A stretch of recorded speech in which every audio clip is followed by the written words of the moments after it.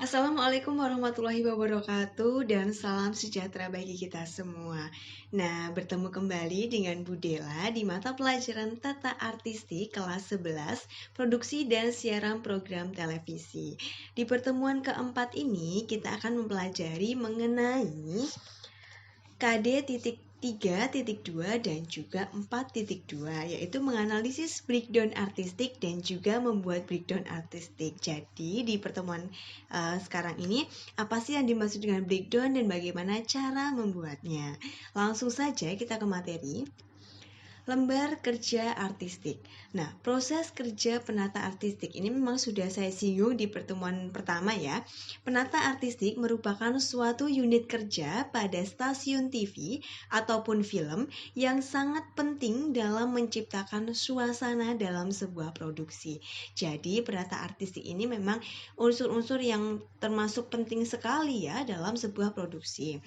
Artistik merupakan suatu usaha menciptakan bentuk nyata yang diperlihatkan langsung kepada penonton. Sudah saya jelaskan juga, jadi artistik ini memang bagaimana cara menciptakan sebuah bentuk-bentuk nyata yang itu nanti akan bisa dapat dari kesan penonton. Jadi kesan penontonnya itu dapat gitu ya. Kita lanjut ke tahapan-tahapannya sendiri itu ada praproduksi. Praproduksi adalah serangkaian kegiatan yang disusun dan dikerjakan sebelum pelaksanaan pengambilan gambar yang meliputi. Jadi praproduksi ini adalah tahapan-tahapan sebelum pengambilan gambar atau sebelum produksi, sebelum take gitu ya, yang meliputi editing naskah, kemudian pembuatan set, pencarian lokasi, dan pemilihan pemain. Nah, adapun langkah yang harus dikerjakan, yang pertama adalah planning meeting, kemudian bedah skenario, menentukan divisi, yang terakhir adalah melakukan hunting lokasi. Oke, selanjutnya, nah, penjelasannya seperti apa? Yang pertama, planning meeting. Planning meeting ini merupakan pertemuan perencanaan pembuatan program TV ataupun film, dilakukan penyerahan draft skenario oleh produser dan sutradara. Planning meeting itu ada semua lini, tapi biasanya ada produser, sutradara, penulis naskah, kemudian tim-tim kreatif dan artistiknya juga. Nah, tim artistik dari seorang produser, kemudian sutradara memberikan draft skenarionya kepada tim artistik. Ini loh draft artistiknya, draft skenarionya. Pokoknya saya maunya seperti ini, sutradara sudah seperti itu.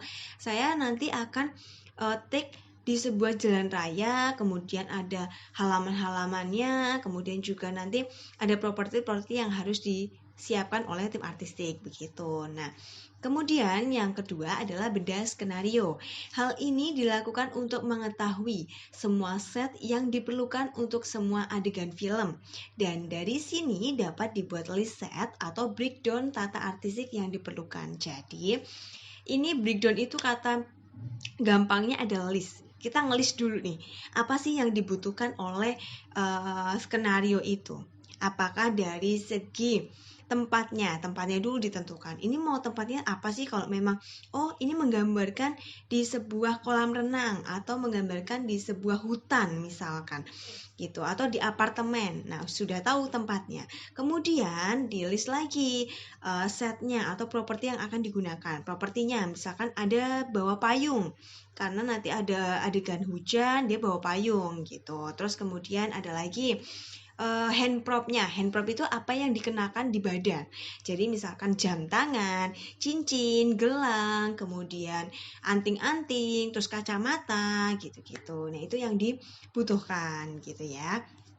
Nah, kemudian yang ketiga, menentukan divisi yang berada di bawah tanggung jawab penata artistik. Penata artistik itu masih ada list-list di bawahnya, masih ada staff-staffnya gitu ya.